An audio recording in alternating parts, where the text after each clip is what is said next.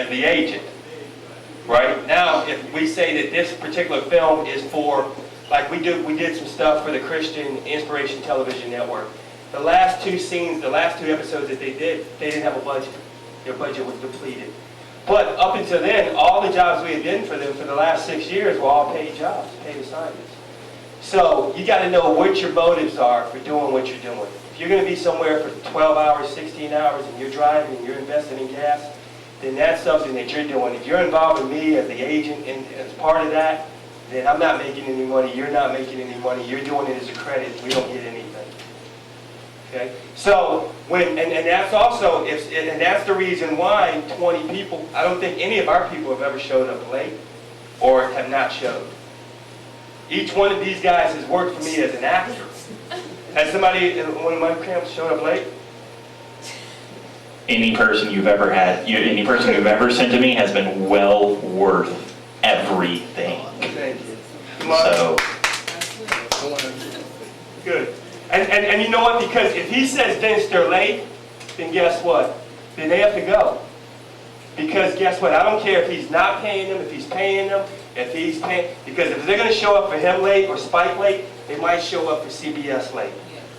Okay. So it's back to standards, ethics, professionalism, and just knowing, you know, you're from where? Greensboro? Burlington. You know, Mark's driven all the way down here. Anybody else from out of state? Where are you from? Columbia. Columbia. So that's 2 hours. Where are you from? Virginia. The whole family has been back and forth. You know what? That is a kid that wants this. That's a family that's standing behind their kids. And they've done the training. They've invested in the photography. But just mom and dad jumping in the car to support their kids. There's a whole different, they're invested. They're invested talent. Can I say something, especially as being on time? Do not trust MapQuest. Do not trust Google Maps. Put that extra 30 minutes of investigation into it. I got a last minute call to be an extra in a film, and I checked out. I had 48 hours, like 2 days of notice. So I did my homework, went on MapQuest, told me 20 minutes, right? I had to be there at 11 o'clock. At like 9:40, 10, I left. Because I wanted to show up there early, you know, makeup, all that stuff. You have to, if you were 15 minutes early, then you're getting there by the skin of your teeth. Take whatever time they give you and put 15 to 30 minutes on it. Now, I showed up at noon. MapQuest told me 20 minutes, an hour or so later, I showed up. And that's with no traffic. There were no wrecks. There was no traffic. I didn't get stuck behind a guy doing 20 and a 45. It was free and clear all the way there, and it was an hour drive. So, needless to say, I was not there on time. Did they use you? Kind of. I kind of, their angle for me was kind of towards where all the stuff was. So I was kind of sort of going in and then kind of doing this because I'm no. Eventually they did cut me out, but again, I had to wait all day because he didn't have the extras. He had to rearrange his schedule. So my showing up, if I had shown up on time, then they would have had the time to go, okay, you know what, well, that's not really working out, so he would have taken that extra 2 seconds to solve that issue to have me inside the video. And I'm not in it now. Total trip down there, my entire day wait, and my drive back was completely wasted because I was late. And when the issue came up, they were just like, you know what, just leave. We can't have you in there. You don't even have a line, just get out of here. And the decision was not personal. It wasn't like, you know, we don't like you. It was just, we don't have the time. So, in the sense of showing up on time, do not trust MapQuest. And really give time for oops. And like, I want to piggyback on what Vince was saying about the inspirational network. You know, this is by far a business of relationships. You know, you have to make connections with people. You know, like I said, I started out as an actor, and I wanted to get back into doing some more acting. And so I called Vince, and he said, I got a project for you.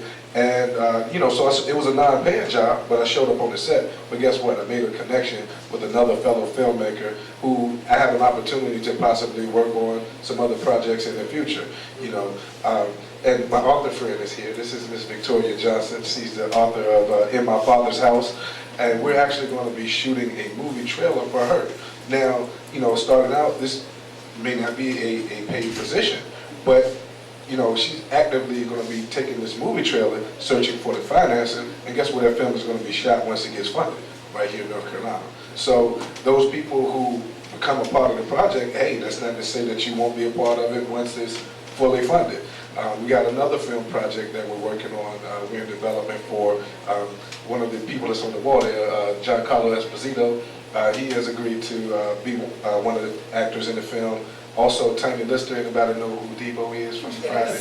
Yeah. They have signed letters of intent saying that they would be a part of this film project.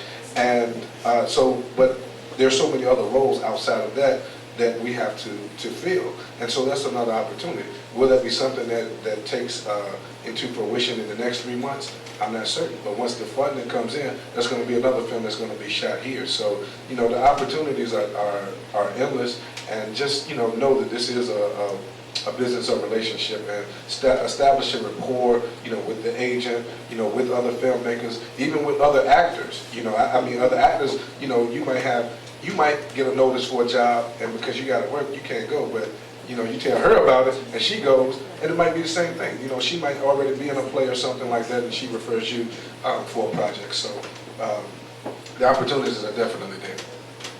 Question from the floor? I also want to say real quick, it's if you show up for a casting call and you don't get a call back, doesn't necessarily mean a no for that job. That director may talk to another director who goes, hey, well, you know, I had this person, did a really good job. I wasn't able to use them, but you might.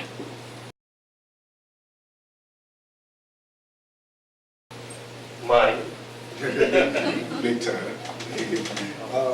I mean, it could be a variety of different things. You know, sometimes they want to see those named actors attached to it. When you talk about box office, like I said, understand that this is a business. So many films at the box office, you hear those numbers, this film made $50 million in its first week at the box office. That doesn't necessarily mean that the film made money at all.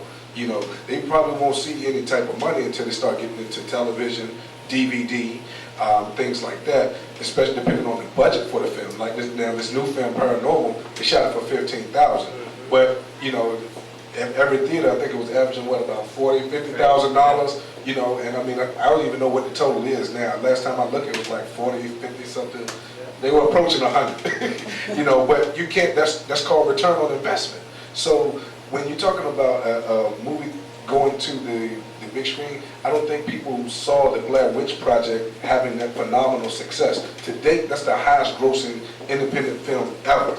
You know, they shot it for maybe about $30,000, but who saw that going to the major markets? You know, that was picked up at the Sundance Film Festival. You know, they picked it up. Artisan picked it up for about $1.1 million, but it made $240. Now, me, the independent filmmaker, did I have $25 million to put into the advertising and the marketing it took to make people believe that the Blair Witch Project was real? No, that's what the distributor did.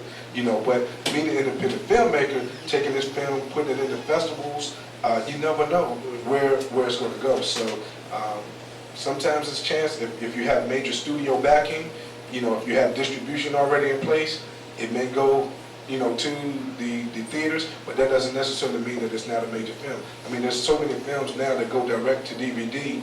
I mean, it's ridiculous, man. You know, so those having your face on the cover of a film that might be in every Walmart across the world, can't beat it. Or do you want to be on 100 screens across the country?